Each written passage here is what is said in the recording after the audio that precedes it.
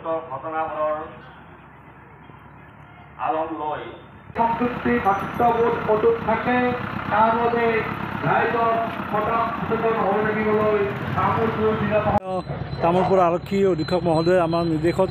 তথা আমাৰ গুৰেশ্বৰ আৰক্ষী সকলো আৰক্ষীয়ে আজি বৰ্তমান সমাজত আজি কিছুদিনৰ পৰা কিছুমান সৰু সৰু কিছুমান ঘটনা হৈ আছে আৰু সেই ঘটনাবিলাক লৈ ৰাইজৰ মাজত কিছু অশান্তিৰ এটা পৰিৱেশ সৃষ্টি হৈ থকা আমি দেখিব পাইছোঁ। তথা আমাৰ গোটেই অসম আৰক্ষীয়ে গোটেইখিনি ঘটনাতে আমাৰ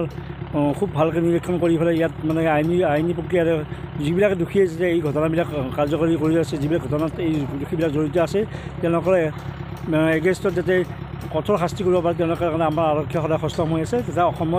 সমূহ ৰাইজক আজি আমাৰ আজি এটা সজাগতা তথা আমি এটা ফুড পেট্ৰলিং আমি আজি আৰম্ভ কৰিছোঁ আৰু এইটো সদায় কণ্টিনিউ ইয়াত চলি থাকিব আমাৰ গুৰেশ্বৰ থানা এলেকাত,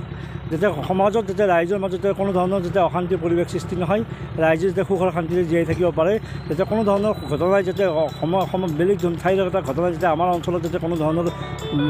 একো মানে ইয়াত মানে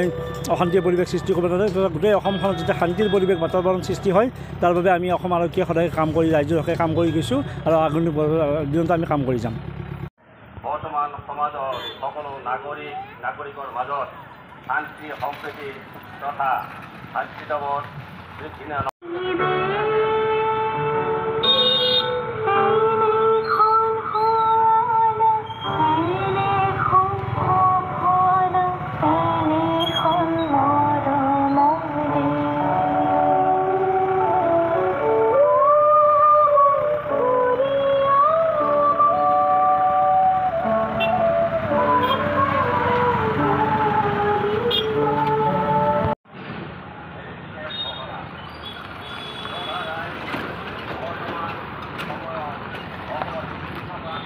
কত এটা দিছো